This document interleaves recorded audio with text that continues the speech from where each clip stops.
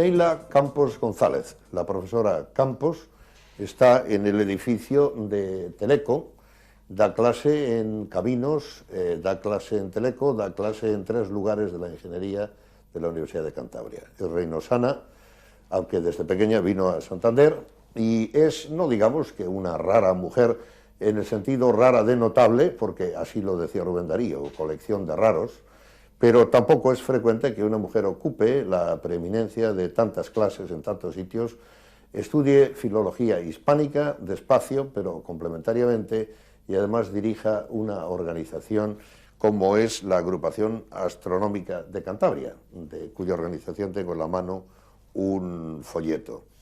Vamos a hablar de una manera impremeditada, como creo que son las buenas conversaciones, en este sentido aperiodística, y me complace decirlo con ella, sobre lo divino y lo humano, sobre estrellas, números, dimensiones, porque tiene una capacidad, y empezamos con algo muy concreto. Profesora, ¿hay que ser partidarios de la especialización para profundizar, o hay que creer en la interrelación y no da tiempo a mucho y entonces se documentan bien generalidades? ¿Cómo se resuelve este problema?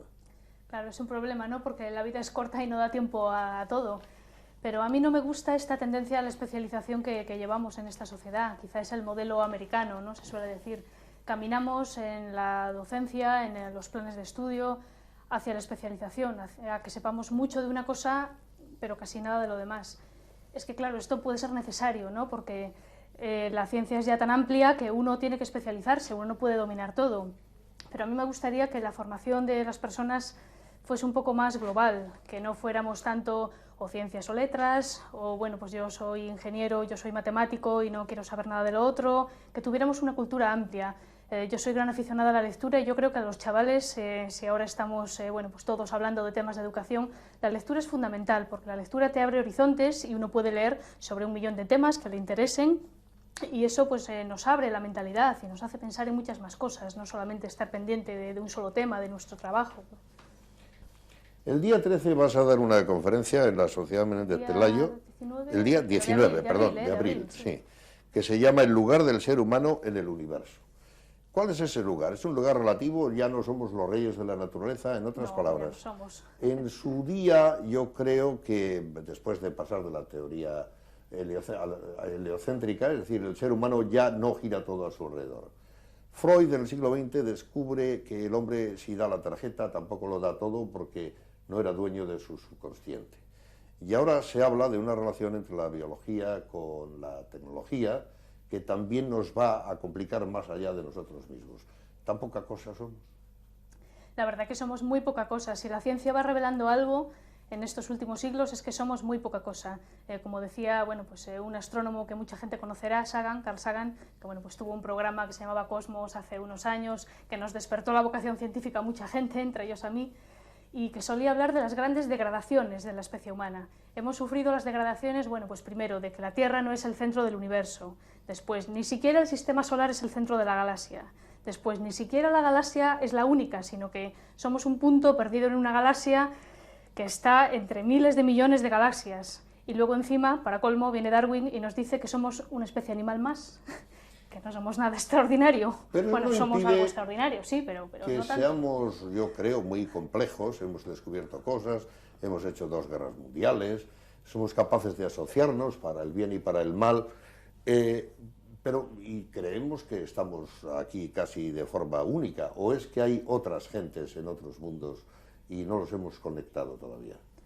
Eso no lo sabremos hasta que no tengamos la prueba. Yo como científica desde luego no puedo afirmar nada de lo que no tenga pruebas. Lo que sí puedo decir es que no hay pruebas tampoco de que sea imposible y que cuanto más avanza la ciencia, más se abren las posibilidades de vida en otros lugares. Vida en otros lugares no significa marcianitos con antenas o similar, significa, bueno, pues quizá microorganismos, bacterias, también quizá vida inteligente, podría ser, ¿por qué no? Ahora mismo pues, conocemos que la vida puede darse en ambientes donde antes pensábamos que era imposible. A temperaturas bajísimas, altísimas, el oxígeno no es necesario, se necesita un disolvente líquido que no tiene por qué ser agua, se necesita una energía que quizá no venga del Sol, sino del propio calor interno de los planetas. En el propio sistema solar hay lugares como Europa, satélite de Júpiter, Titán, satélite de Saturno, lugares muy prometedores para la posible existencia de vida, pero hasta ahora no hemos encontrado nada. Y en cuanto a vida inteligente, en el sistema solar no creo que haya, porque ya lo habríamos visto, pero la galaxia es muy grande y tiene miles de millones de soles. Y yo tengo aquí, funcionando en la pantalla del ordenador, el proyecto SETI. A ver, ¿qué es esto del Searching for Intelligence? La es. búsqueda de otra inteligencia posible en otros mundos, ¿no? Sí, aquí el truco ¿Y cómo desde esa pequeña pantalla puedes tú saber si ciertamente hay o no y cómo se van a dar a conocer? ¿O cuál es el método por el que entrecruzáis las informaciones para averiguar? En el proyecto SETI estamos metidos miles de voluntarios a lo largo del mundo y estamos conectados por Internet. Todo esto consiste en lo siguiente. Nosotros ahora mismo, en este programa de televisión, estamos emitiendo ondas que, claro, que se pierden por el espacio. Y si alguien estuviera por ahí fuera escuchando o mirando, diría, estas ondas no son naturales, porque tienen una modulación, una codificación, que aunque no entiendan nuestro idioma, saben que eso es artificial. Entonces puede ocurrir al contrario, que otra civilización estuviese emitiendo en radio, en ondas de radio, en otro tipo de ondas, y nosotros pudiéramos escucharlo y decir, esa codificación no es natural, alguien ha tenido que hacerlo. Entonces hay radiotelescopios en el mundo escuchando a ver si otras estrellas emiten una modulación que pueda ser artificial. Lo que ocurre es que todos esos datos llevan un tiempo de procesamiento tremendo y llevaría un presupuesto tremendo y no hay financiación para ello. La solución, Internet y los voluntarios que estamos, cada uno analizando los paquetes de información que nos envían, se analizan, se devuelven a Barclay, donde está centralizada la información, y bueno, pues el día que esto nos dé un susto nos llevaremos todos una gran alegría, digo yo. El susto sería más bien el que explote el Big Bang famoso. ¿Cuál es tu opinión al respecto? ¿Realmente el mundo se está ampliando y se va a contraer y vamos a desaparecer todos hechos papilla? ¿O de manera un poco menos excesiva, crees que hay una esperanza y en qué dirección está la manera de desplegarse el mundo? A ver, el Big Bang parece, según las teorías actuales más aceptadas, el Big Bang fue el origen del universo tal como lo conocemos ahora. No sabemos si hubo algo antes o siquiera si tiene sentido la palabra antes, porque parece que en el Big Bang se creó el tiempo y el espacio y empezó a evolucionar hacia el universo que conocemos ahora. Entonces, claro, como bien indicas, puede ocurrir que el universo se siga expandiendo por siempre y en ese caso tendría una muerte por enfriamiento, digamos, pero dentro de miles de millones de años, cuando se agotase su energía y todo quede muerto, frío y ya no puede ocurrir allí nada más. O bien podría... Sí. ¿Eres una mujer religiosa? Yo he pasado en mi vida por fases religiosas y no religiosas y por eso, además, eso es bueno, porque comprendo perfectamente a las personas, tanto a las creyentes como a las no creyentes. Y te puedo decir, por si ibas por ahí, que no hay ningún conflicto con la ciencia en absoluto. Yo conozco personas científicas creyentes y personas científicas no creyentes y ocupan partes totalmente distintas de nuestra mente, o sea, no se interfieren para nada. Eso es una pena que mucha gente piense que hay que elegir entre la religión y la ciencia, en absoluto. ¿Y qué hay de las supersticiones? Por ejemplo, a mí en mi pueblo hace poco me dijeron, es que tú has tenido buena estrella. No estoy tan seguro si no la tenía mejor el que me hizo esta pregunta, pero las estrellas influyen. Se dice que en las mareas, Santo Tomás llegó a la exageración de que cuando los vientos alisios se disponen de cierta manera, hay la mala suerte de que nazca una niña. Esto es una barbaridad, pero ¿cómo es tu opinión alrededor de en qué manera ocurre o influyen cuerpos celestes? No diré que en nuestro destino, en el fatum, pero ¿en qué influyen si es que influyen?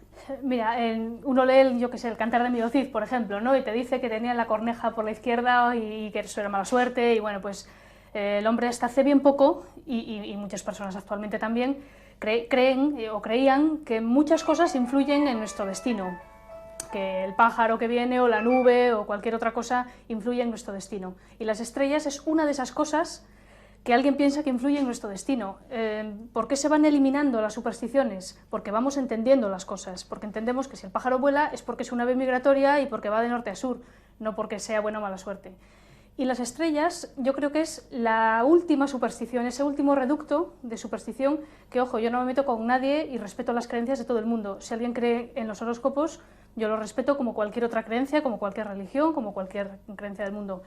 Pero ocurre que cuando vamos comprendiendo las cosas vamos dejando aparte las supersticiones y ahora comprendemos que las estrellas pues, son soles o más grandes que el Sol, que están ahí, que unas están más lejos que otras, que la influencia no puede ser de ninguna forma racional y que, bueno, pues que queda simplemente para el terreno de las creencias que uno puede. O sea, la astronomía sí y la astrología no es que no, sino que es otro orden. Es otra historia, ¿no? Científico, no, sencillamente sí. No entra en la astronomía es ciencia, la astrología es creencia, respetable, pero distinta. Tú eres profesora de matemáticas. Yo soy profesora de matemáticas. Ahora, matemáticas, claro, va del cálculo al álgebra y va a no tener dimensiones, que creo que es en lo que trabajas.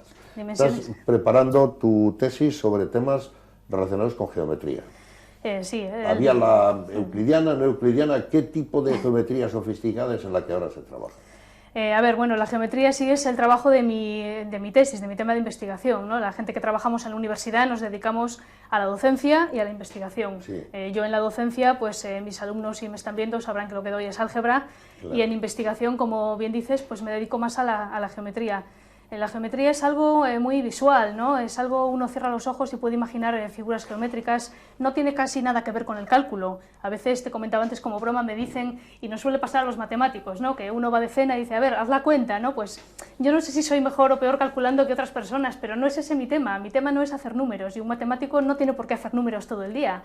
La geometría es simplemente formas, ¿no? Como tú has dicho, dimensiones. Un plano tiene 2 dimensiones, nosotros vivimos en un espacio de 3 dimensiones, pero pueden existir dimensiones, la cuarta, la quinta, 20, 100, y los matemáticos las vemos con la mente, aunque no se vean físicamente. Entonces las formas del arte están tan cercanas a las de la ciencia, a las de las matemáticas. ¿Las matemáticas son una herramienta para hacer algo o son en sí mismas algo científico o una forma de la realidad? Son las dos cosas. La matemática es un arte y es una ciencia.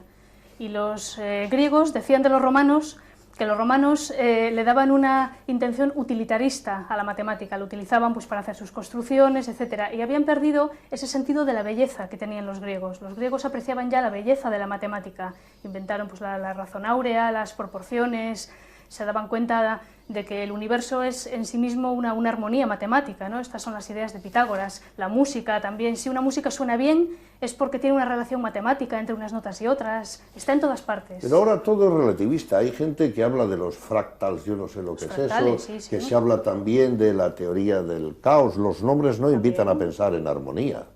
La teoría del caos no invita a pensar en la armonía, pero la teoría del caos es lo que pasa en la vida, es lo que se suele llamar el efecto mariposa, ¿no? Un pequeño acto puede tener grandes consecuencias. Si tú vas por la calle y te encuentras, pues no sé, la billetera de alguien, ¿no? Y resulta que se la devuelves y eso a lo mejor cambia la vida de la persona y eso influye en sus hijos, en sus nietos, vete tú a saber, ¿no? ¿Uno se hace matemático, Neila, o se nace matemático? ¿Y en qué consiste ser matemático? Yo creo que estoy muy poco dotado para los números o para la especulación, etcétera. Yo creo que nací matemática. Hay gente que nace artista, que nace poeta, que nace músico, y yo nací matemática. Pero tu madre es funcionaria y tu padre era abogado. Si sí, no me viene de familia, ¿no? ¿No tienes hermanos? No, la verdad que no me viene. Es una vocación. ¿Y cómo se es ser matemática por la vida? Es una vocación. Yo creo que todas las personas tenemos una vocación, tenemos algo que nos hace sentirnos que nos encontramos con nosotros mismos. En mi caso son las matemáticas y he nacido así y no tengo ni idea de por qué. Y otras personas tienen que buscarlo. Se habla de la elegancia, este es un asunto elegante, creo que es una expresión que utilizáis en matemáticas. Elegancia en matemáticas, por supuesto. ¿En qué consiste esa elegancia? Bueno, el matemático es capaz de percibir la belleza pues, de una demostración, de un teorema, pero el no matemático también. Porque es que las matemáticas están presentes en todo, ya no solo en la tecnología, ya no es que uno coja el teléfono móvil o el ordenador y está todo hecho de matemáticas. Y la cámara que nos está grabando en este momento, si no fuera por las matemáticas, no funcionaría, y la televisión y la radio. Pero no solo eso, sino la naturaleza, la forma de un caracol, la forma en que crecen las hojas de una planta, la forma en que se ordena pues, nuestro propio cuerpo. Las matemáticas están metidas en todo y la belleza viene de ahí. Pero filosóficamente, cuando hay un principio, unos axiomas, esos mecanismos con los que os podéis propagar y describir las cosas, ¿está la realidad, lo que está fuera, coincidiendo con lo que hacéis o realmente es otra cosa para interpretar aquello que no podemos conocer? El famoso nuómeno y el fenómeno. Vamos a decirlo más sencillamente. ¿Las cosas se pueden llegar a conocer o inventamos una cosa con la que nos arreglamos y no las conocemos nunca? Ese es el gran misterio de las matemáticas. Si las matemáticas se inventan o se descubren, ese es el gran misterio. Y el gran misterio también es por qué funcionan. Porque las matemáticas, digamos que proceden de la realidad. Es decir, los matemáticos se nos han empezado a ocurrir las ideas porque las vemos en la naturaleza. Pero salen de la naturaleza, pasan por nuestra mente, son elaboradas y después de esa elaboración tan compleja en nuestra mente, la matemática vuelve a la realidad y es aplicable y funciona. Y ese es el gran misterio. ¿Por qué ocurre así? Y es porque el universo pues está hecho de matemáticas, está hecho en un lenguaje matemático. En lugar de decir Campos González, la tradición diría que era González Campos. Has antepuesto el nombre de tu madre. Esto no tiene una curiosidad para mí, ¿es una reivindicación o es simplemente un homenaje materno? ¿En qué consiste el que hayas dado este pequeño paso de invertir el orden tradicional? Sí, esto es algo que mucha gente no sabe. Ahora se puede elegir el orden de los apellidos, se puede llevar el materno primero y el paterno después. Yo en mi caso, pues sí, es un homenaje a mi madre, que siempre me ha inculcado la sed por el conocimiento, no por las matemáticas quizá en sí, pero sí por el conocimiento, por la lectura, por abrir la mente a todo, ¿no? Y ya más allá de eso, es que bueno, pues la tradición, como tú dices, tampoco tiene más de 200 años. El hecho de anteponer el apellido paterno es de la época de Carlos III, porque antes, por ejemplo, el poeta Góngora, ¿no? Luis de Góngora y Argote. Góngora, el apellido de su madre, y Argote, el del padre. O sea que antes de 1800 aproximadamente no estaba estipulado que el apellido paterno fuese el primero. Eso es relativamente nuevo, de 1800 o así, y ahora vuelve a ser optativo. La asociación, esta agrupación de Cantabria, ¿cuántos miembros tiene? ¿Qué es lo que hacéis? ¿Os dedicáis a contar y ver las estrellas? Sí. ¿Qué se saca de aquí? ¿Esto es una afición? ¿Es una especie de deporte o lleva alguna finalidad práctica también? Pues es todo eso que has dicho. Esto es una asociación formada por un centenar de personas ahora mismo y somos, bueno, pues aficionados a la astronomía, astrónomos amateur, como se quiera decir, es decir, empleamos en la astronomía nuestro tiempo libre. No es nuestra profesión. En la asociación hay gente de todos los estudios, de todas las profesiones, de todas las edades, de todas las procedencias, y es todo eso que has dicho. Aparte de un entretenimiento, también tiene su finalidad, y es que gran parte de los descubrimientos astronómicos los hacemos los amateurs, los aficionados, los que nos tiramos en un campo a las 4 de la mañana a contar estrellas fugaces que quizá pues no lo pueden hacer los observatorios profesionales. Pero a la mitad de los cometas, de los asteroides que se descubren cada año, aproximadamente la mitad, las descubren astrónomos amateur. ¿Por qué? Pues porque es que somos legión, somos miles y miles de aficionados. En esa actividad, Neila, hay una composición, hay un elemento romántico. Sí, por supuesto, claro que sí. La contemplación del cielo no deja indiferente a nadie. Hay mucha gente que viene a nuestras actividades, que además queremos hacerlas abiertas al público, vienen niños, vienen mayores, vienen familias, todo el mundo viene, y nadie queda indiferente ante la contemplación del cielo. Eso Pero seguro. ¿no crees que cuando el hombre llegó a la luna, de alguna manera se desromantizó? Se quedó la luna sin una aureola de sueños o realmente el saber más no impide poetizar al mismo tiempo? No impide en absoluto. Si uno tiene el romanticismo dentro, nadie se lo va a quitar. Y a los astrónomos que sabemos que hemos llegado a la Luna y que sabemos que esos puntitos que forman con la imaginación, constelaciones, son en realidad bolas de fuego de 1 millón de kilómetros, eso no nos quita para nada la poesía, al contrario, nos da la poesía de saber quiénes somos y dónde estamos situados, ¿no? Tú fuiste premio extraordinario, el mejor expediente de fin de carrera, si no me equivoco, ¿no? Ah, sí, eso fue cuando terminé la carrera de matemáticas. No sé, ¿qué hace que una jovencita de Reynosa baje a la ciudad y viva entre científicos, contando estrellas, dando clases? ¿Realmente tú te consideras una señora corriente? Cada uno tiene su afición, su profesión. Yo tengo la suerte de trabajar en lo que me gusta. Eso, si algo escasea en esta vida, puede ser eso, ¿no? Y ojalá todo el mundo pudiera trabajar en lo que le gusta. A mí me gusta mi profesión y también me gusta mi afición. La matemática es mi profesión, la astronomía es mi afición y me gustan las dos y creo que eso es una gran suerte. Y también la filología hispánica, ¿te gustan muchas cosas? También, sí. ¿Dónde está la compatibilidad de las letras y los números o las letras relacionadas con las matemáticas? ¿Por qué ahora la filología? ¿Qué quieres desentrañar de la lengua? Pues mira, a mí los idiomas siempre me han llamado la atención, siempre me ha gustado estudiar, bueno, pues he intentado estudiar idiomas, tampoco es que domine, bueno, aparte del inglés, que hay que dominarle, que parece que es necesario, ¿no? Y el francés, algo de alemán y algunos idiomas romances y tal.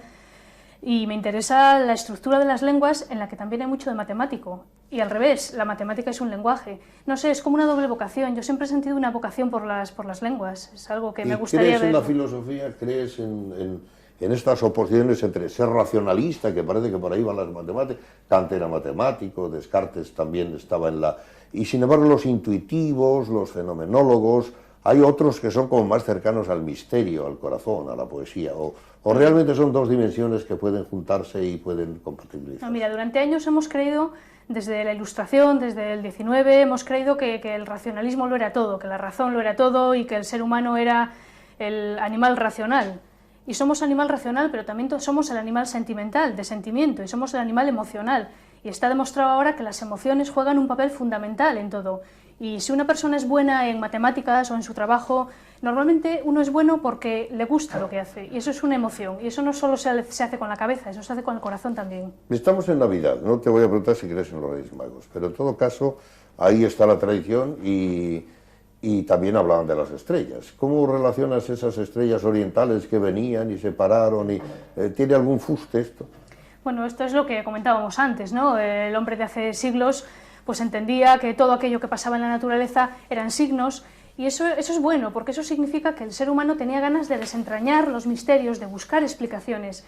Quizá no las encontraba las adecuadas, y ahora con la ciencia, que es otro método, estamos encontrando otras explicaciones que antes no sabíamos encontrar, ¿no? Pero ahí está siempre el deseo del ser humano por encontrar explicaciones a las cosas, ya sea por las estrellas o ya sea como podamos, ¿no? ¿Crees que la ciencia es el saber acumulativo o como Kuhn, que es más bien una ruptura que hace que una cosa sustituya a otra y a veces la apea, otras veces la mantiene, pero introduce una nueva dimensión? Casi siempre es acumulativo. Cuando algo es un error, bastante rápidamente la comunidad científica lo destierra. Lo que suele ocurrir es que las teorías no es que sean erróneas, sino que son incompletas. Y gracias a Dios que son incompletas, porque si no se acabaría la ciencia y los científicos se quedarían todos en paro, ¿no? Yo no creo que vayamos a llegar a un momento en que ya lo sepamos todo. Las teorías científicas siempre van a ser incompletas, porque cuanto más aprende uno y más respuestas se encuentra, más preguntas se hace, y eso no se acaba nunca. Por mucho tiempo se ha ofendido a la mujer pensando que estaba menos dotada para algunas cosas precisamente relacionadas con la ciencia.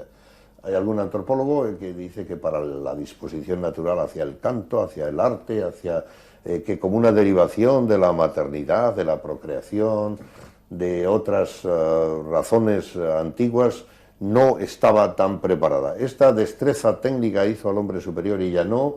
¿O realmente es una barbaridad y hay que irla apeando y todo el mundo convencerse de que somos, si no iguales, muy semejantes?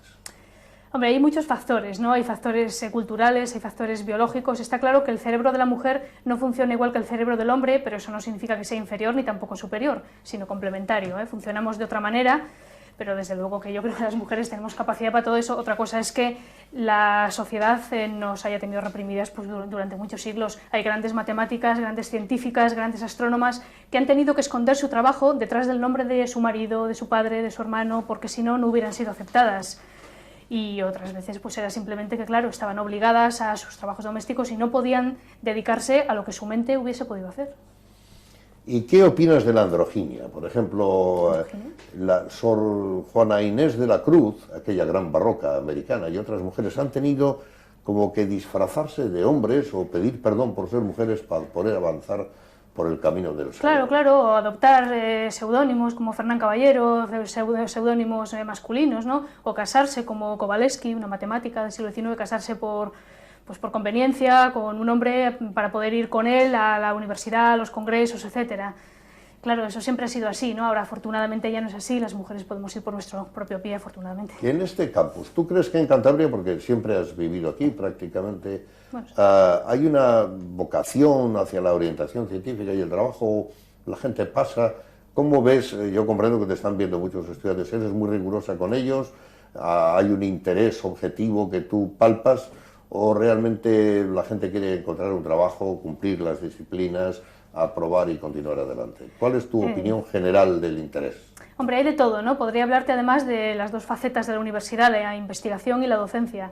Si me preguntas por la docencia, pues entre los alumnos, como son mucha gente, lógicamente hay de todo. Hay quien le gusta lo que está haciendo, hay quien tiene la suerte de entrar en la carrera que le ha gustado, y eso es una suerte. Hay quien no ha tenido tanta suerte y, bueno, pues trata de tener una formación para darse un futuro y es igualmente loable y tal. Y en cuanto a grupos de investigación, en Santander los hay muy buenos. Y Santander, la Universidad de Cantabria, es puntera en temas de investigación a nivel mundial. Si tú tuvieras que elegir, ¿qué te interesa más de las dos facetas? ¿Enseñar o investigar? Yo creo que eso es como preguntarle a un niño si quiere más a papá o a mamá, ¿no?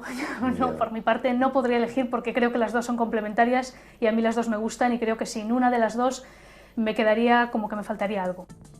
¿Crees que de todas maneras en esta universidad, alguna vez he dicho yo, no sé si exagerando, que es un poco politécnico, que faltan todavía asociaciones con las ciencias sociales que vayan más allá de tanto caminos y tanto, y con esto no quiero decir que el prestigio bien ganado que tengan estas facultades no sea bueno para la sociedad, para Cantabria y para la universidad. Pero parece como si faltase más de lo otro. Lo que falta quizá, pero no ya aquí en Cantabria, sino en todo el mundo, no es interrelación, lo que hablábamos antes, interrelación entre las ciencias, pero yo creo que se camina cada vez más a una interrelación entre las ciencias. Ahora, pues no sé, las matemáticas se aplican a la historia, todo se aplica un poco a todo y yo creo que estamos abandonando un poco esa compartimentación y ojalá avancemos en ese sentido. ¿Tú misma no has sido alguna vez profesora de estadística también? Estadística he dado algo también, sí, pero bueno, no es exactamente mi campo. De todas maneras, yo creo haber preguntado al venir aquí por la dirección de tu despacho y han dicho, ah, sí, es mi profesora de estadística, pero quizá de algún otro año. Sí, ¿no? Y este año también doy prácticas de estadística. Bueno, pues los profesores tenemos que cumplir una serie de horas, una serie de asignaturas, y la estadística, aunque no es mi tema de investigación, ni tampoco es mi tema principal de docencia, pues algún alumno seguro que me está viendo y sabe que efectivamente le doy estadística, sí. ¿Y eres una mujer muy rigurosa, cateando a la gente, o eres más bien Ay, pues eso tienen que decir mis alumnos, pero mira, yo trato de ser comprensiva y de saber que, bueno, pues que uno ha sido cocinero antes que fraile y todos sabemos que todo lleva trabajo y... Los criterios para medir lo que otro sabe también son objeto de una gran discusión. Hay quien dice, si alguien tiene tenacidad, voluntad, viene, se sienta en un sitio, atiende tus explicaciones, da como pena, ¿no?, que no alcance no sé qué rigor con el que se pueda tener la exactitud de que sabe. Ya. Y si alguien es muy listo y muy dotado y aparece de repente y tiene intuiciones mágicas, pues no parece que esté tan bien repartido el mundo, no sé cómo habría que hacer. Hay profesores en Estados Unidos que se reunían y hacen matemáticamente las proporciones y según den aquellos números aprueban o no. ¿Qué criterio crees que debe inspirar? Hay quien está en contra de los exámenes mismos. ¿Hay alguna ideología que tú tengas alrededor de un método ideal para examinar? Lo que yo creo es que el papel del profesor no debe limitarse en absoluto a examinar, ni tampoco a llegar a clase, soltar un rollo, que ellos se lo aprendan y que luego yo les examine. El profesor tiene que estar cerca del alumno y yo tengo la suerte de tener grupos de alumnos bastante pequeños en los que puedo estar bastante en contacto. Otros grupos de alumnos no, otros son más grandes y es más difícil. Pero procuro tener presente siempre y no olvidar nunca que lo que tengo delante, además de un alumno, es una persona. Y se puede hablar con la persona y se puede decir, oye, que no entiendes, tienes dudas, ven al despacho, hay una cercanía, no sé. Yo intento que los alumnos no me vean como algo a quien me tenga que tener miedo, ¿no? ¿No se ha enamorado ningún alumno de ti, Neila? Ay, pues eso ya no sé. ¿Y qué hay que hacer si se enamora un alumno y viene y te dice amablemente que bueno, que profesora, es que yo tengo interés? No me ha sucedido, pero mis alumnos tienen 18, 19, 20 años y yo creo que con las muchachas de su edad... 33 años es una mujer bien joven y además con la vida por delante.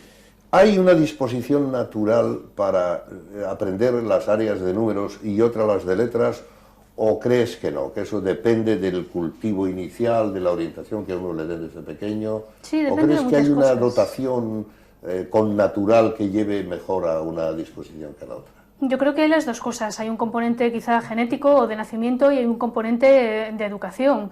Es muy difícil separarlo, y no solamente en eso, sino en una cantidad de cosas, ¿no? A veces se estudia, pues no sé, por qué una persona tiende a ser violento, digamos, porque nació así, porque le han hecho las circunstancias, y por qué una persona es más o menos inteligente, porque nació así, por su educación. Es muy difícil separar lo genético de lo educacional, pero está claro que las dos cosas se complementan, y que cuando alguien tiene una gran disposición para algo, probablemente es porque confluyen los dos factores. ¿Se puede alcanzar el tiempo perdido en el sentido de si alguien accede a la universidad y no tuvo la suerte, sea por profesores, por su propio acceso a ir más o menos al día, ponerse después al día, o realmente si no hay buena enseñanza primaria y secundaria no puede haber la buena universitaria? Claro, la base es muy importante, ¿no? La base primaria y secundaria es importante, pero bueno, oye, el que no hace la carrera en 5 años igual la hace en 10 y no pasa nada, y luego uno tiene el título igualmente. Y yo a veces tengo alumnos pues que son personas de 50 o de 40 años que han decidido hacer los estudios en un momento dado, acceden a la universidad por acceso a mayores de 25 años, vienen a clase y a veces pues tienen otra mentalidad que enriquece también, ¿no? Porque ven las cosas de otra manera, ya con una experiencia de vida. Y hay mucha gente, cada vez hay más gente que en un momento dado de la vida se plantea continuar su formación. Eso es interesante. ¿Y qué hay, profesora, de los odios catedráticos? Es decir, se dice, y parece que no es tan incierto, que alrededor de las cátedras, de los despachos universitarios, como en otros, interviene, además de los intereses, se gana más y se va confirmando una carrera, también hay vanidades, porque claro, el saber se presta a la elocuencia y a las discusiones de rivalidades. ¿Es un mundo tan complicado o se puede negociar y la vida académica es una vida buena donde las gentes son amigas, no diré que formidables? ¿Cuál es la impresión general, no digo de este campus, pero también de la vida, de esta manera de mirarse un poco quizá? Yo no digo, en Estados Unidos si alguien estudia Derecho y va a llegar a alguien y le da $90.000 a la que quede la primera, pues lógicamente se miran de reojo. No sé, ¿qué impresión tienes de este...? Yo estuve, bueno, pues en Estados Unidos pasé una temporada y vi que era una mentalidad totalmente diferente, ¿no? Efectivamente es una cosa competitiva. Yo creo que, mira, en la universidad no hay ni mayor ni menor competitividad o envidias, etcétera, que en cualquier otro sector, que en cualquier otro mundo laboral o que en cualquier otro sector de la sociedad o de la vida, ¿no? Y en todas partes te encuentras personas con una mentalidad y con otra, y afortunadamente hay gente buena y solidaria en todas partes, y otros que lo son menos y que lo vamos a hacer, y bueno, pues así es la vida.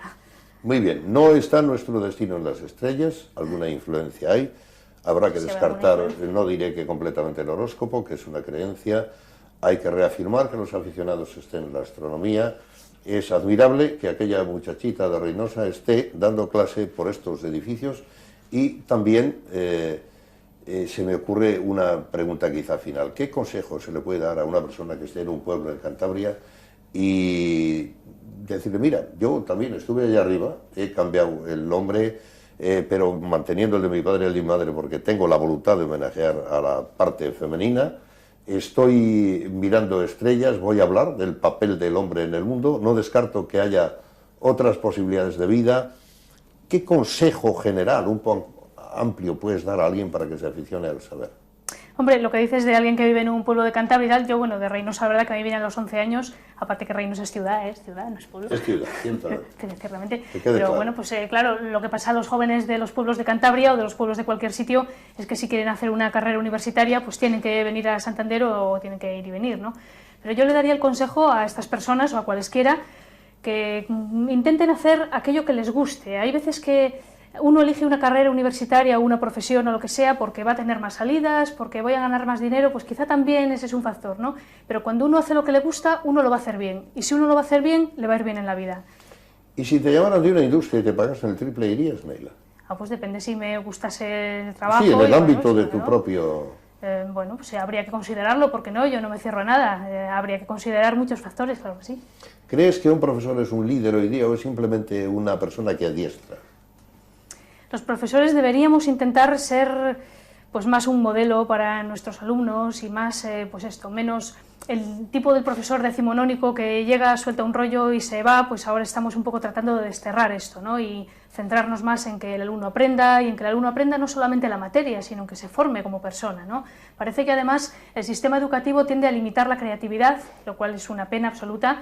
Un niño de 3 y de 4 años tiene una creatividad tremenda, a los 10 años muy poco, a los 15 casi nada, y cuando somos adultos la creatividad nos la ha matado totalmente y el sistema educativo tiene buena parte de culpa. Así que hay que fomentar la creatividad. ¿De los alumnos mismos sí. aprendéis mucho? Sí, los escuchas, sí, porque es que los alumnos tienen creatividad y hay veces que, bueno, uno dice, a ver, resolved este problema como se os ocurra, ¿no? Y hay veces que a un alumno se le ocurre una idea original, y ¿por qué no? No tiene que ir todo por el mismo camino. Si uno tiene ideas, pues bienvenido sea, y ojalá todos tuviéramos libertad para presentar nuestras ideas en cualquier... Esta relación profesores-alumnos es episódica, es temporal. Claro. Luego desaparece, cada uno va a sus destinos en la vida y se conocen nuevas generaciones. Hablemos de grupos. Puede haber un grupo de vagos y otro grupo de muy laboriosos y coincide en el tiempo que dices, caramba, con el grupo que tuve el año pasado, este no pues es muy bueno. Ocurre eso, no sé por qué, pero hay veces que ocurre que, bueno, pues cierto curso yo creo que se contagia, ¿no? Cuando uno se porta mal en clase, pues contagia al de al lado y viceversa, ¿no? Si uno se porta bien en clase, pues quizá también contagia al de al lado. Pero los grupos, bueno, luego también ocurre que te ves algunos alumnos, claro, a mí no se me quedan tampoco todas las caras, cientos y cientos, bueno, cada año, pero hay gente que sí, que les reconozco años más tarde, oye, ¿y qué tal te ha ido? ¿Has terminado la carrera? ¿Estás trabajando? Y eso está bien, ¿no? ¿Y qué hay de la rebeldía, Neila? Se dice que una persona joven tiene en cierta manera la obligación de estar disconforme con las cosas, de pugnar pues sí, la verdad que sí. por mejorarlas, por hacer cambios. Otros dicen que cuanto más ordenados sean y más vayan al grano, hagan sus trabajos y esperen enrolarse en las distintas profesiones, que mejor se cumple el papel de esto. En este momento, ¿hay rebeldía o hay una adaptación cómoda y razonable de ir cada uno a lo suyo de manera práctica? Hombre, yo diría, como en casi todo, que hay medio virtud, ¿no? O sea, que la virtud está en el medio. No se puede renegar de todo y ser rebelde respecto a todo y escéptico respecto a todo, pero tampoco solo puede uno creer todo e ir por el camino trillado. Hay que tener espíritu crítico y saber qué me puedo creer, qué no me puedo creer, qué tengo que rechazar, qué tengo que aceptar. Eso es lo más difícil, formar en las personas el espíritu crítico, y ojalá fuéramos capaces los profesores de contribuir a algo, y bueno, pues los padres a sus hijos de formar un espíritu crítico. Eso es muy difícil. Sin duda el papel del profesor actual no es el de guía espiritual, ni puede, ni quizás deba serlo. Digamos, la autoridad del conocimiento no se basa en la honradez del que lo imparte, aunque puedan ir juntos, que sería una cosa un poco más de los griegos, aunque no los sofistas. ¿Cuál es el límite en el que tiene que detenerse un profesor a la hora de entender la formación más allá de la instrucción? Pues eso yo creo que también depende del alumno, ¿no? Hay alumnos, pues como bien decías, que esperan simplemente venir a clase, aprenderse ciertas cosas y terminar el examen y aprobar y sacar el título. Y hay otros que a veces es agradable, ¿no? Porque se interesan por el tema. Y hay veces que incluso viene gente y te pregunta, oye, ¿cómo puedo yo ampliar más sobre este tema que me interesa?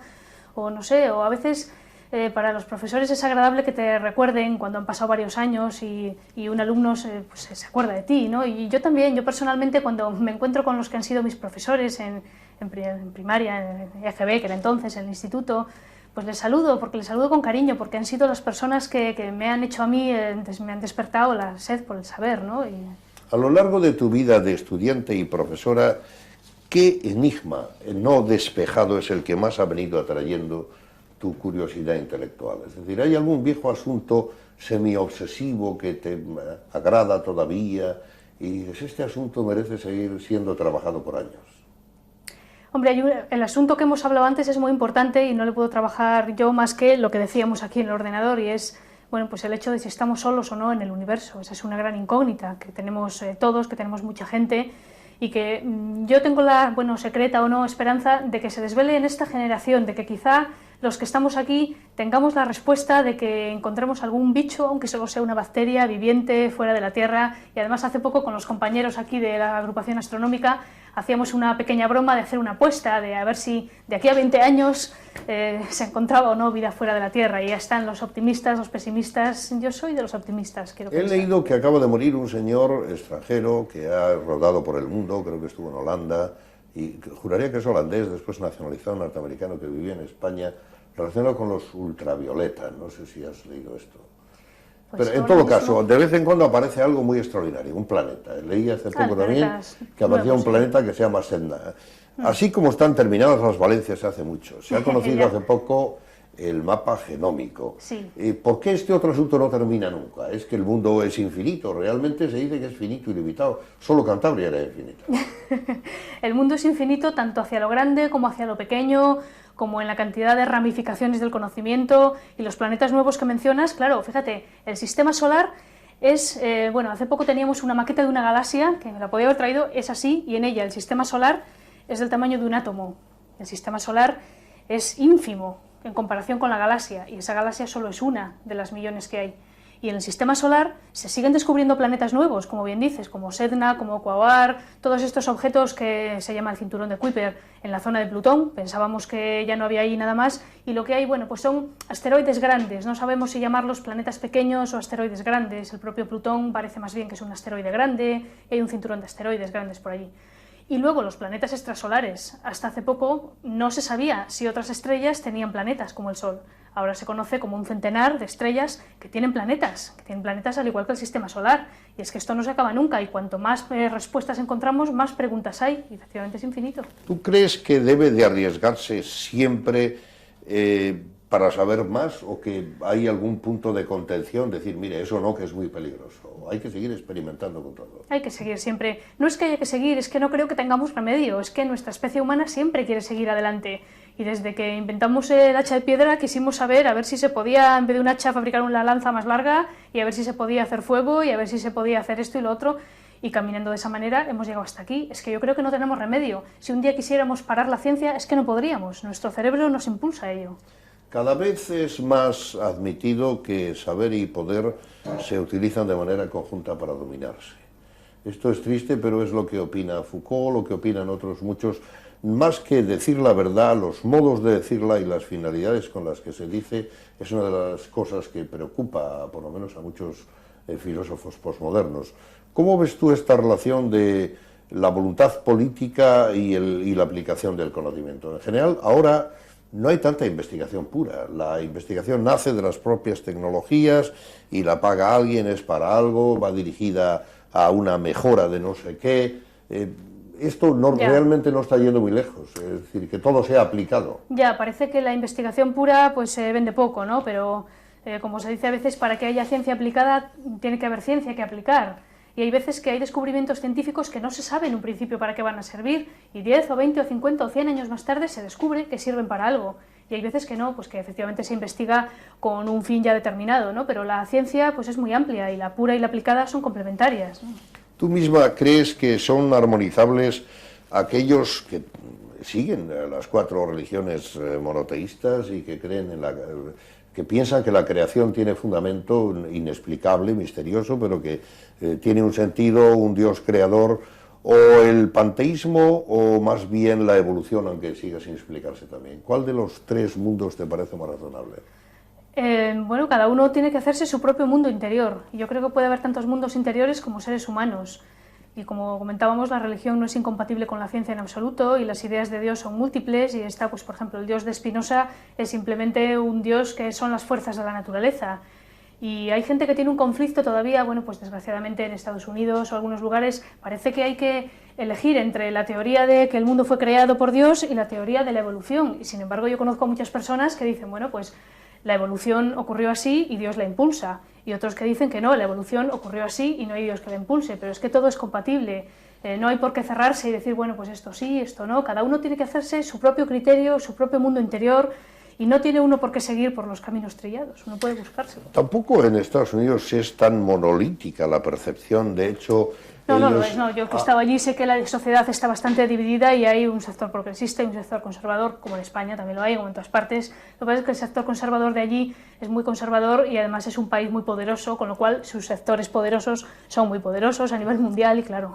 Me refiero a que por una parte estaría Harvard y por otra estaría Cornell, con tradiciones universitarias distintas, unas procedentes de Alemania, otras más bien anglosajonas, y las discusiones de un geneticista con otro semejante son muy fuertes dentro de las propias facultades, a veces se saludan con dificultad. No creo que pueda presentarse tampoco aquel como un mundo ni muy dividido, ni muy, pienso yo, ni muy compacto, sino complejo, y desde luego en discusión como la que señalabas, que me parece interesante, y no sé cómo será esto con relación a Europa, quizás es una buena pregunta, el entendimiento de que lo social tiene que entrar en lo científico, en lo tecnológico y a la inversa. Ellos vienen trabajando desde hace años, los hombres de empresa son recibidos en las universidades para tener el magisterio de su experiencia práctica de forma, creo que modélica, y a la inversa. Se habla de la tercera cultura, eso fue Snow el que habló de la segunda cultura en su día y de la división de aquellas culturas que parece superada. No sé, ¿crees que hay un estilo de hacer la ciencia y cultivar la vida pedagógica en Europa distinto del americano y muy distinto? Hay cosas bastante distintas. Yo, de hecho, pensé que los países de Europa eran bastante diferentes entre sí hasta que conocí Estados Unidos y me di cuenta que los europeos somos bastante parecidos todos en mentalidad y que Estados Unidos tiene una mentalidad muy diferente, y no voy a decir ni mejor ni peor, sino simplemente diferente. Bueno, pues porque nosotros tenemos unas raíces históricas diferentes a las suyas, una mentalidad distinta, pero bueno, pues quizá también es complementario, ¿no? Yo me siento más europea que estadounidense en ese sentido. Creo que la mentalidad estadounidense me costaría asumirla, lo cual no quiere decir que no sea buena para ellos, quizás sí, ¿no? Naturalmente. ¿Y crees que en este ámbito universitario y en Cantabria se puede producir, hubo en un momento determinado el hombre de Morín, que fue un hallazgo prehistórico, en otro momento hay alguna otra cosa en la universidad? ¿Crees que vamos a revelar algo importante? ¿Tienes la esperanza y la ilusión de que ocurra algo, a juzgar por la dinámica de investigaciones que ves aquí y también del interés de los alumnos? En la Universidad de Cantabria, si puede haber algún descubrimiento, hombre, por supuesto que tengo la esperanza de que ocurra. De hecho, están produciéndose descubrimientos constantemente. Todos los grupos de investigación producen pues 1 o 2 artículos de investigación al año cada persona, y lo que ocurre es que a veces no son temas que trasciendan a la sociedad. A veces nos extraña un poco a la gente del mundo de la ciencia qué cosas trascienden y cuáles no a los medios de comunicación, ¿no? Hay veces que te encuentras pues, en los telediarios o en los informativos temas que trascienden y que quizá en la comunidad científica ya eran conocidos pero no habían trascendido, y en un momento dado pues aparecen. O sea que a veces no refleja los medios de comunicación o la sociedad en general, la imagen que tiene, no refleja la actividad científica de verdad, que es muy intensa y que se están descubriendo cosas nuevas constantemente y que unas cosas se apoyan en otras y la ciencia no se para nunca y va siempre avanzando. Neila, ¿puede la cosa ir tan lejos de que se descubran más fuerzas que las 4 dominantes que hay, o eso está acabado también? Bueno, las 4 es el modelo físico que tenemos ahora mismo, ¿no? De las 4 fuerzas, la gravitatoria, la electromagnética, la fuerza nuclear fuerte y la débil, ¿no? Pues eso responde al modelo físico que tenemos ahora del universo. Pero es que los modelos no son definitivos. Fíjate Einstein, que bueno, pues digamos que desbancó a Newton en un cierto sentido, no lo desbancó sino que lo amplió, ¿no? Lo de Newton valía pues para el mundo cercano y lo de Einstein vale pues para el mundo a grandes distancias, a grandes velocidades. Cada vez vamos ampliando más. Entonces unas teorías a veces hay que no desecharlas, pero sí, bueno, pues ampliarlas, renovarlas, y yo espero que el conocimiento que tengamos ahora no sea definitivo para nada, porque es que no nos vamos a quedar aquí. ¿Qué te gusta hacer en casa sencillo? ¿Tú coses, tú planchas, tú haces alguna de esas cosas? ¿Qué me gusta? Pues me gusta leer un libro. Eso es lo que más me relaja y lo que más me distrae. ¿Y cuál es una preferencia en arte? ¿En arte? Pues mira, me gusta la música también, me gusta, procuro tocar instrumentos. Mira, mi madre también, que has dicho que es funcionaria del Gobierno de Cantabria, pero también es pianista y violinista, y bueno, pues yo he aprendido algo también y me relaja tocar el piano, tocar el violín, tocar la guitarra, y también me relaja. Mira, pintar no, mi abuela pintaba y desgraciadamente falleció y no le dio tiempo a enseñarme a pintar, pero es una cosa que me quedó pendiente. Siempre he sido, mi familia siempre ha sido de artistas, de músicos, de pintores. Neila, ha sido un placer hablar contigo en tu despacho, que nos recibas hoy aquí para tener una desordenada conversación sobre estrellas, sobre los más variados aspectos que revelan de alguna manera el esfuerzo que has sostenido, lo justo que ha sido que tuvieras un premio extraordinario, y también que pongan un poco de ilusión y de incentivo en ti y en tus alumnos para seguir trabajando. Muchas gracias. Muchas gracias a ti.